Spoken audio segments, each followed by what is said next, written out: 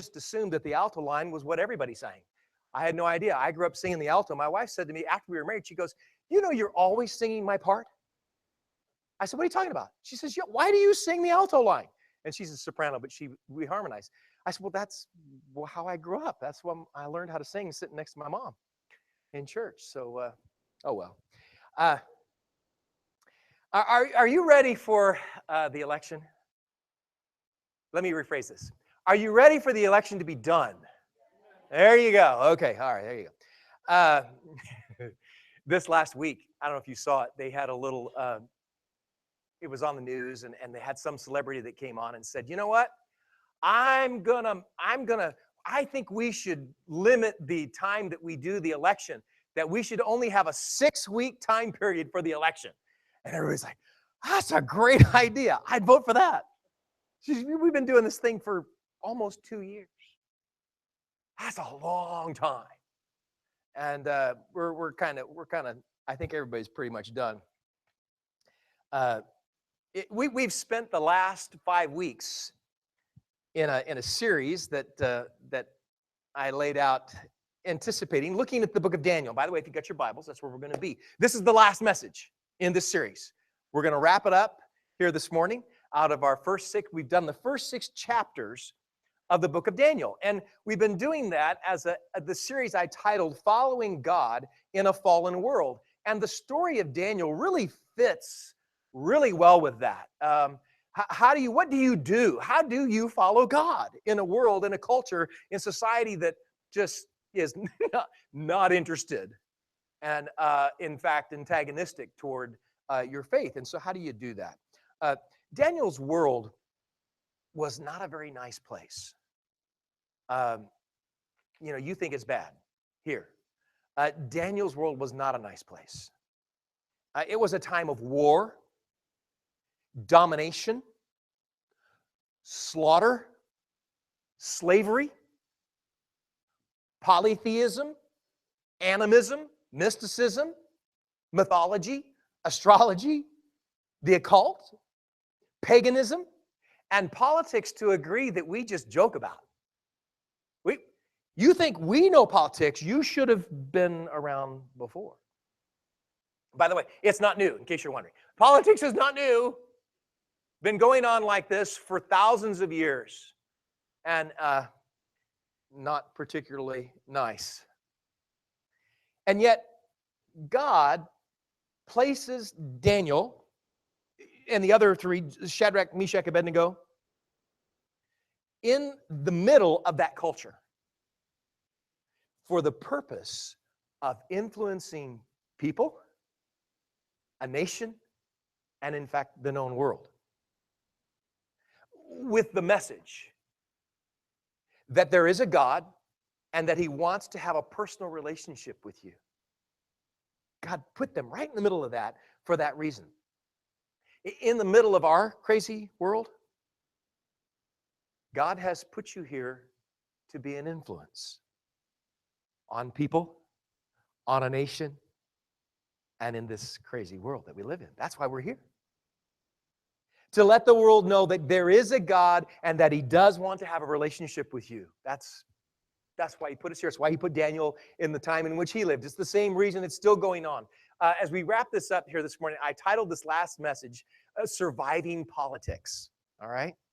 If you've got your Bibles, we're going to be in Daniel chapter 6, and we pick up with this story, a very famous story. We call it Daniel in the Lion's Den.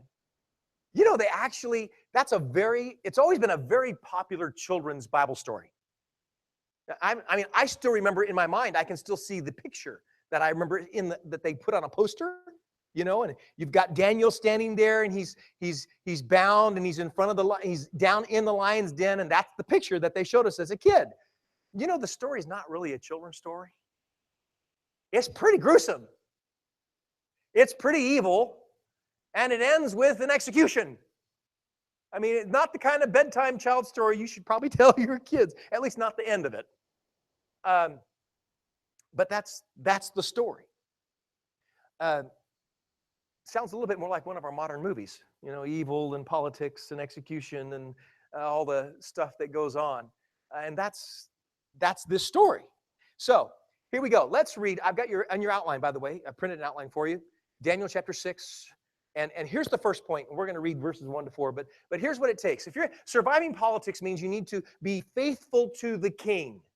Okay, this is what Daniel knew. If he was going to survive, it meant you need to be faithful to the king. Verses 1 to 4. Here's how it reads. It pleased Darius to appoint 120 satraps to rule throughout the kingdom, with 3 administrators over them, one of whom was Daniel.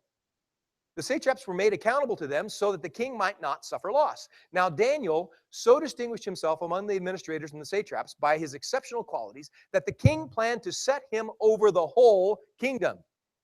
At this, the administrators and the satraps tried to find grounds for charges against Daniel in his conduct of government affairs, but they were unable to do so. They could find no corruption in him because he was trustworthy and neither corrupt nor negligent. All right, so you get the context of what's going on. And I said the very first point, and you got a couple, there's more lines here than I normally do in my outline this morning, but they're coming right from the text. We say that Daniel was faithful to the king. That's how he survived. Here's the thing. Here's what he did. Number one, he was trustworthy. That's what it says. Verse 4, it says, because he was trustworthy.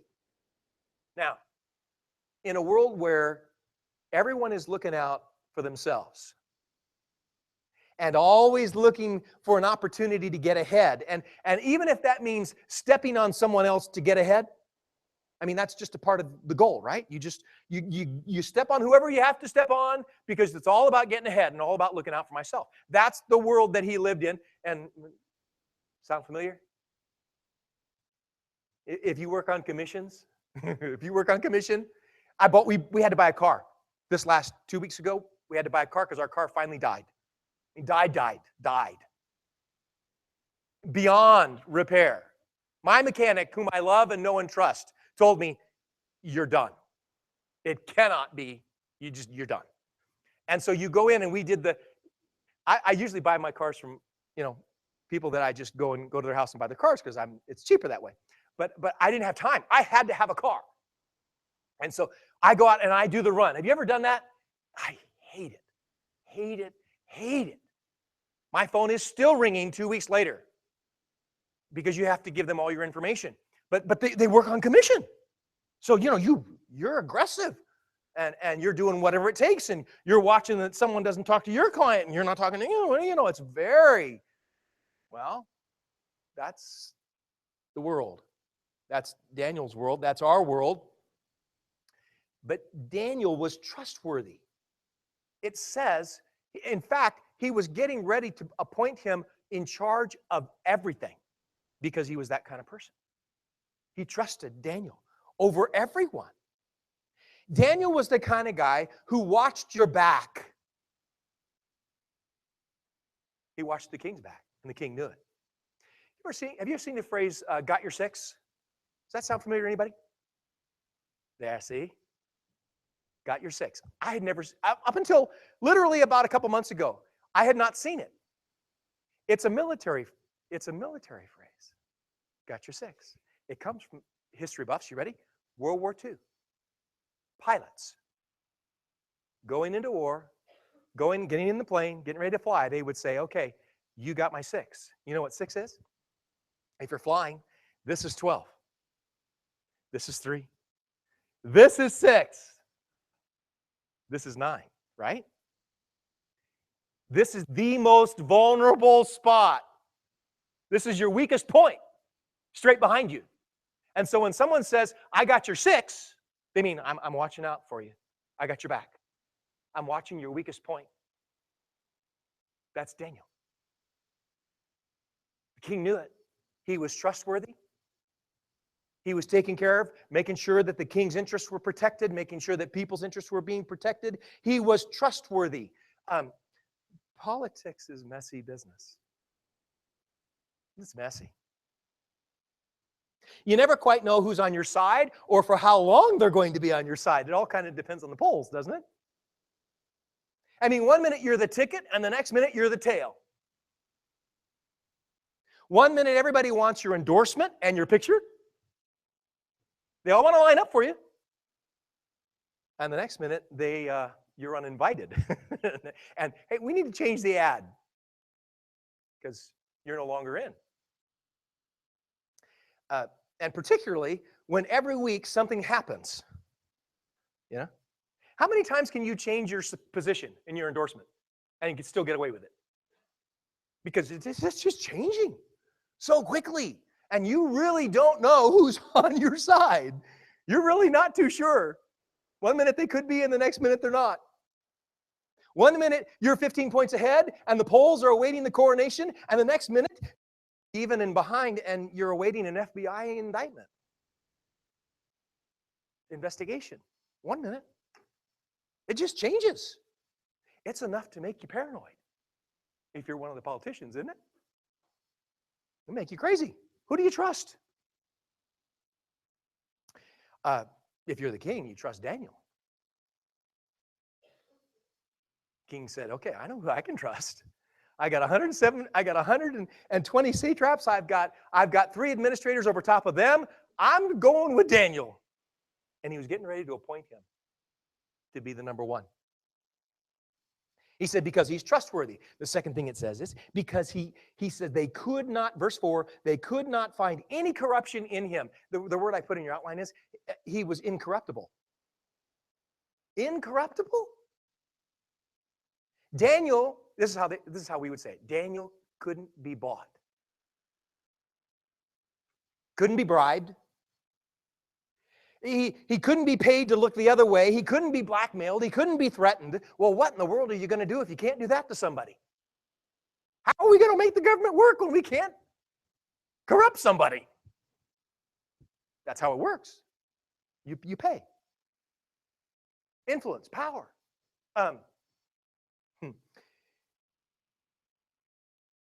Power, the power of money.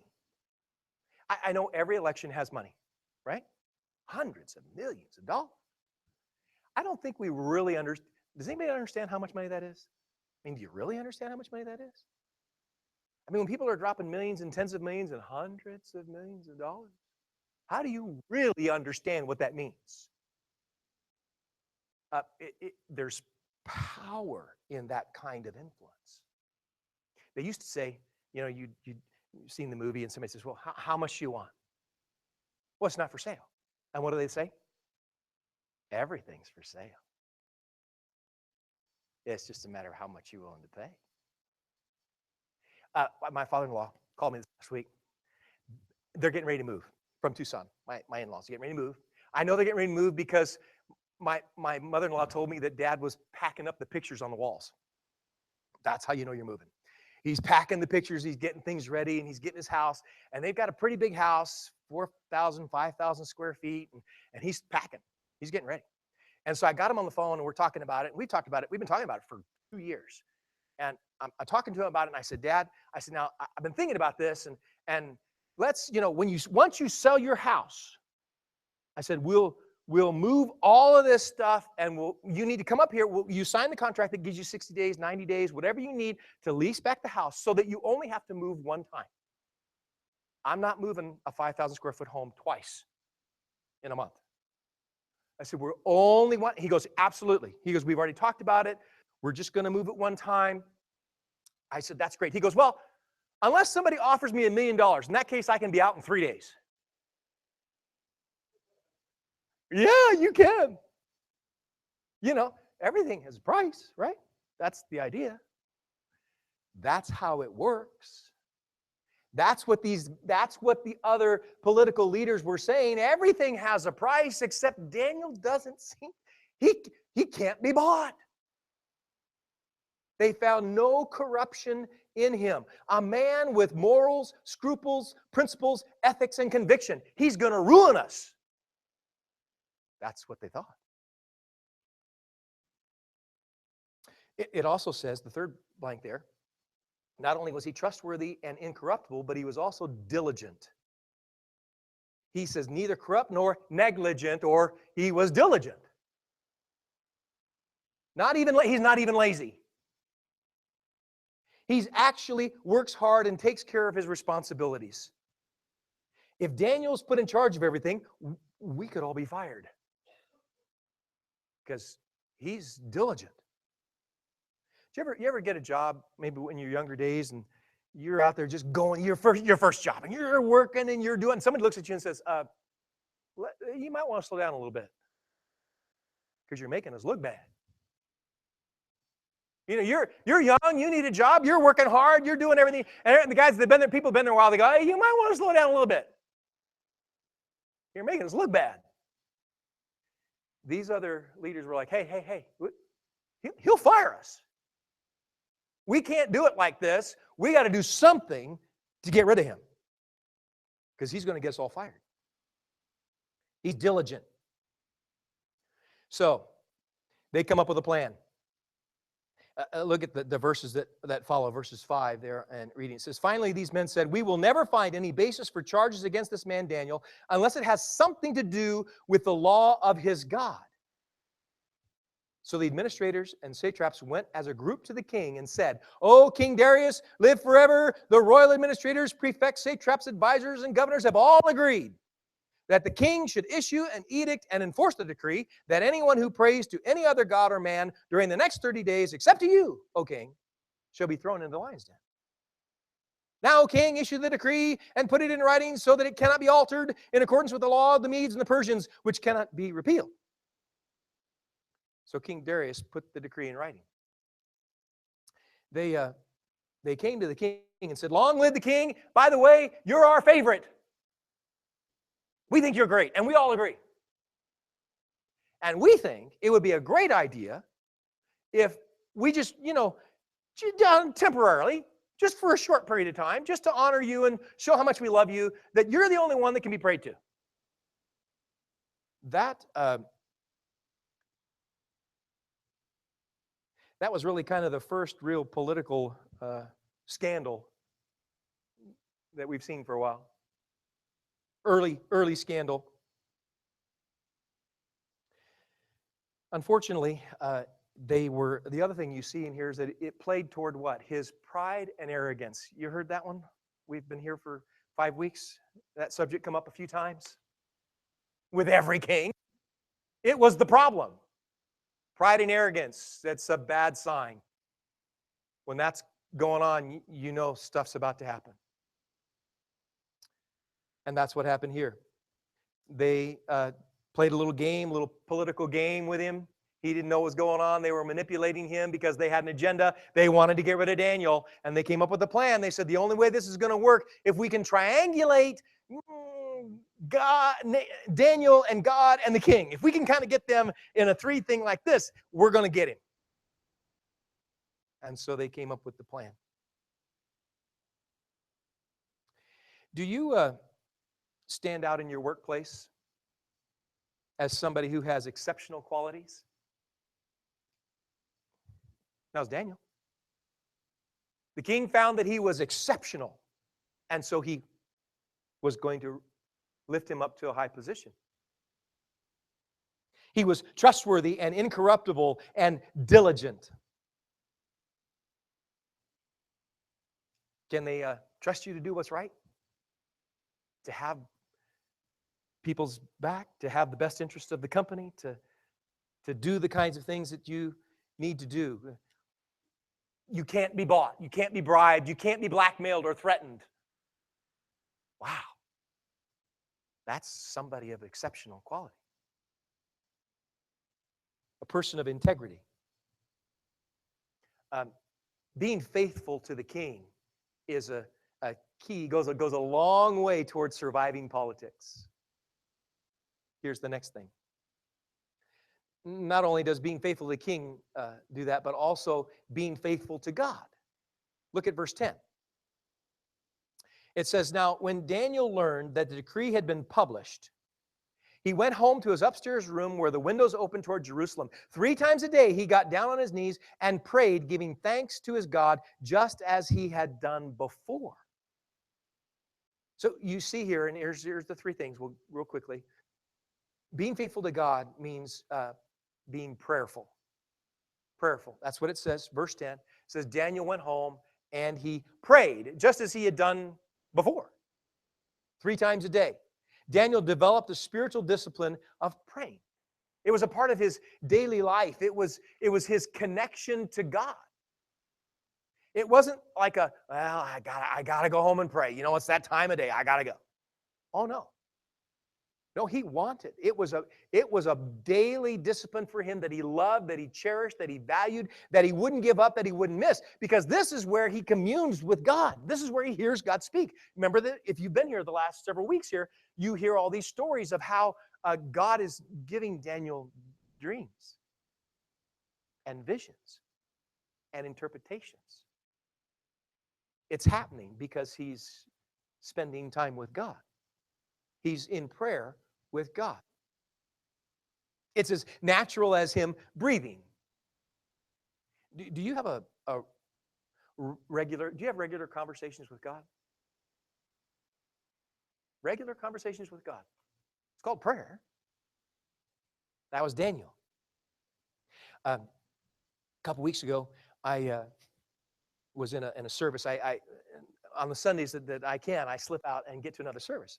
And I was over in the service, and they had a lady step up and share about what she'd had happen the previous week. And she got up and she said that it was on a Sunday, she was getting ready to go to church, and it was starting to rain. And she got in her car and she pulled out, and she was headed to church. And she said she saw her neighbor who had a garage sale. And it was starting to rain. And she could see that her neighbor was pulling her stuff into her garage. And she thought, I should stop and help her. And she went, yeah, but if I do, I'm going to be late for church. I should stop and, no, I'll. And she drives past. She goes, you know what?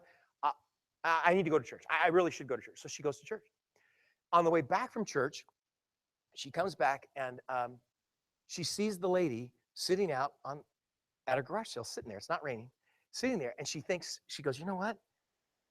I think I need to stop. God told me I should have stopped on the way, and I didn't. I think I better stop. I need to talk to her. So she parks her car, walks across the street, and goes up to and she goes, usually garage sales, garage. You walk around, you look at all the little stuff, and she goes, I knew that I was not there to see her stuff.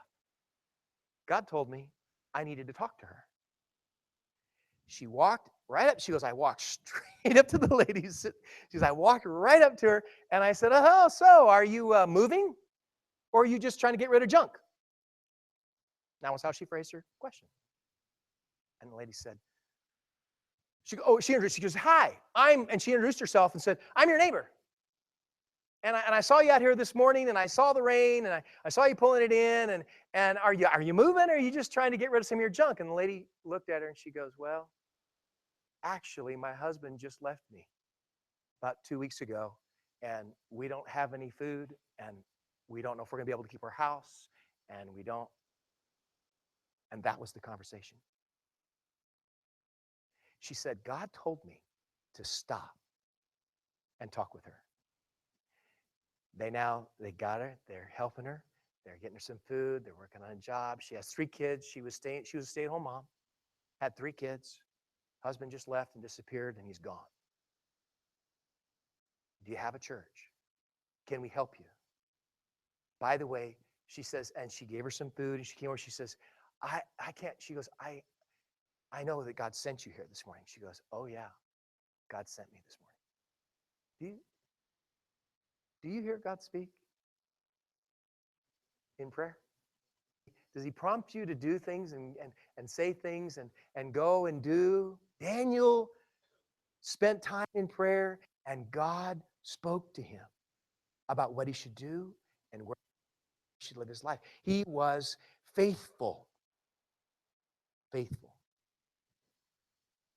Not only was Daniel faithful in prayer, but the second thing you see is that he was thankful. What does the verse says? Verse 10. He went up. It says that he prayed, got on his knees, prayed, and he giving thanks. And I said in your outline, he was thankful. At the core of being thankful is understanding that we have been given something that we do not deserve. When we're thankful, we've been given something that we don't deserve, that we haven't earned. It's an acknowledgement of God's grace in our lives. When we're not thankful, we are prideful and arrogant. Those kind of go together. It's that reoccurring theme.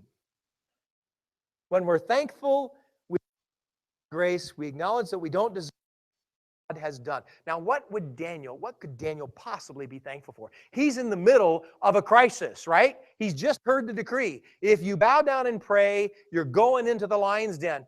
You would think that would be a moment of crisis, wouldn't you? And yet, it says that he bowed down and was thankful. So the lion's den isn't exactly the Holiday Inn. This is not going swimming with the dolphins at SeaWorld. This is not petting, koala bears at the zoo. This is going into the lion's den. And yet it says he's thankful. Well, thankful for what? Well, I don't know. You want to go back to chapter 1? Just a quick survey. God saved his life in Jerusalem when they were destroyed. He saved him. He gave him favor in front of the people who were in charge of him. That was chapter 1. He saved his life in Babylon by revealing Nebuchadnezzar's dream that he interpreted. He was promoted to positions of power and influence. That's chapter 2. He saved Shadrach, Meshach, and Abednego in chapter 3 from the fiery furnace. Chapter 4, he was saved again. God opens Nebuchadnezzar's heart to himself, reveals himself to him. In chapter 5, he interprets the writing that was last week on the wall. God did that. And then when Darius conquers and comes in and takes over Babylon, he saves him from being killed in that too. And then he promotes him. God has a reason and a purpose. And Daniel is thankful for it. As you look over the last 5 chapters of your life, what are you thankful for? You can put that in segments, however you want. You know what? When you're thankful, those things come up pretty quick. Oh, I know what I'm thankful for. God did this, and God did that. God's done this, and God's done that. He's thankful. He's prayerful. He's thankful. And last, he's trustful. By the way, I looked that word up. That's an actual word. Have you ever used the word trustful? I don't think I ever have. I thought maybe I'd made it up. I went and looked it up. I said, no, it actually is. It's a word. We don't use it, but it is a word. Trustful. Full of trust. Verse 16. So the king, by the way, and I just we didn't read verses 11 to 15, I'm sorry, but the story goes that the king, when he finds out, they come in and say, hey, didn't you give a decree? All these guys, the group that was the political group coming in trying to get rid of Daniel, hey, didn't you issue a decree? Yes, I did. Well, guess what?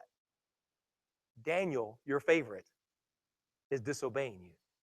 And by the way, you don't have a choice. You have to throw him in the lion's den because that's the law of the Medes and the Persians. You can't go back. Nanny, nanny, boo-boo. Gotcha. That's what they did. It says they came back and told him again, you can't save him. You have to do this. Okay.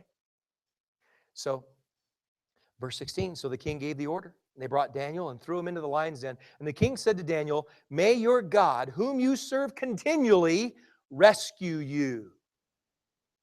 That was the king telling Daniel. You think, wow, you've done everything right, and this is where you are, being thrown into the lion's den. But this is not Daniel's first time with this kind of thing. He's not really, we don't get any indication that he's fazed at all by being thrown in the lion den. This is not because he knows that God's going to deliver him. He doesn't. It's because he knows that his life is in God's hands that he's not fazed. No matter what God decides to do, Daniel knows it'll be okay. God has the big picture in mind. And as God's servant, Daniel's job is to simply obey. Daniel says, I'm not giving up my spiritual walk because you make a decree. I will continue to bow down and pray. So, verse 17 to 20, a stone was brought, placed over the mouth of the den. The king sealed it with his own signet ring and with the rings of the nobles, so that Daniel's situation might not be changed. Then the king returned to his palace and spent the night without eating, without any entertainment being brought to him. He could not sleep. At the first light of dawn, the king got up and hurried to the lion's den. When he came near the den, he called to Daniel in an anguished voice, Daniel, servant of the living God, has your God, whom you serve continually, been able to rescue you from the lions? Daniel answered, O king, live forever. My God sent his angels, and he shut the mouths of the lion. They have not hurt me because I was found innocent in his sight, nor have I ever done anything wrong before you, O king. The king was overjoyed and gave orders to lift Daniel out of the den. And when Daniel was lifted out of the den, no wound was found on him because he had trusted in his God. He was full of trust. He was trustful of God. Are you willing to trust God with the worst? The worst parts of life. And by the way, sometimes there are no answers when the worst happens. Many times there are no answers.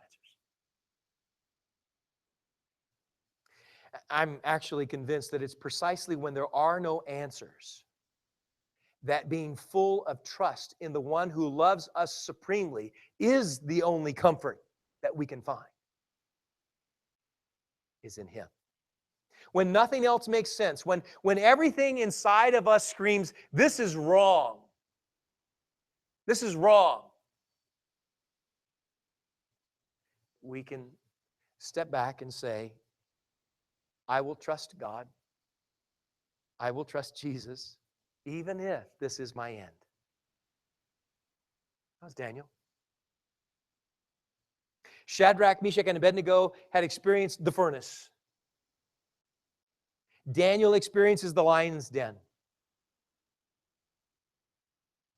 Are you ready to trust God with your worst? Daniel was prayerful, thankful, and trustful. He had been faithful to the king and faithful to God. And God chose to move him into another chapter. The corrupt political leaders and everybody connected to them weren't so lucky. They didn't end up. That was the end for them. If you read as the story goes on, verse 24 says, in the king's command, the men who had falsely accused Daniel were brought in and thrown into the lion's den, along with their wives and children. Before they reached the floor of the den, the lions overpowered them and crushed all their bones. By the way, this is an aside. You do know that our actions and our decisions don't just affect us, right? They affect others that are around us. It's called sin.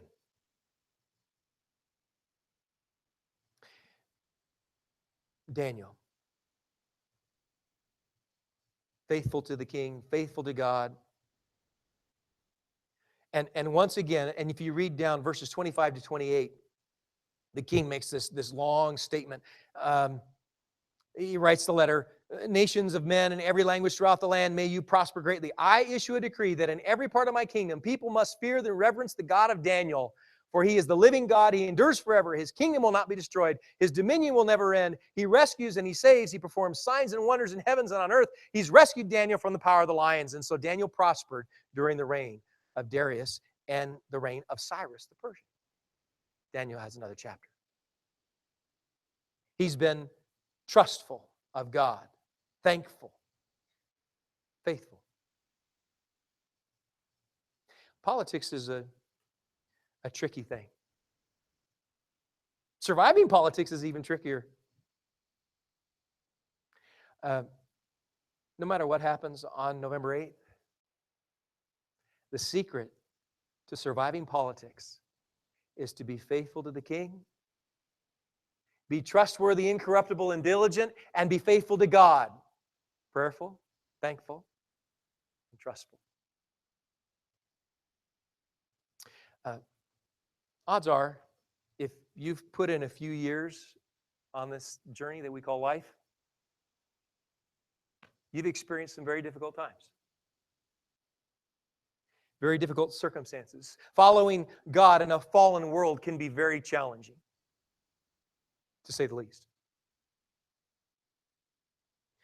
You may have come here this morning feeling like you were teetering on the edge of the lion's den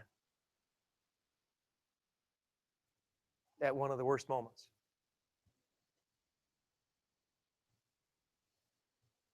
Looking for some answers?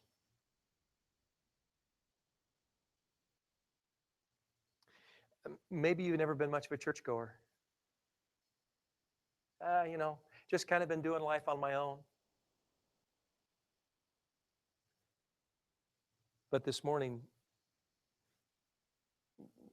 you realize you can't really do life on your own. That God's telling you, you need to surrender your life. You need to give it up. You need to submit to me. Submit to Jesus Christ. Maybe this morning you go, you know what? I do. I need God's forgiveness in my life. I need what Jesus Christ did on the cross. I need that. I need that for me. I need Him to forgive me. I need God to forgive me.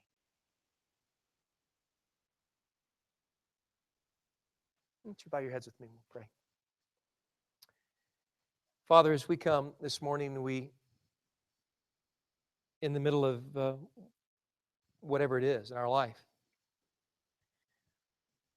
and maybe it's even the worst. We recognize that you are still God and that you love us even in the midst of the lion's den, the fiery furnace, the whatever we may be going through in our lives, that you still love us and you still have a plan and a purpose. And you call us to follow you and to love you and to put our faith in you, to obey you. God, we pray that we would be found faithful. Even in the messy world that we live in and the challenges that we face, that we would learn to follow you even in a fallen world. We pray these things in Christ's name. Amen. Would you stand with me? We're going to sing some hymns and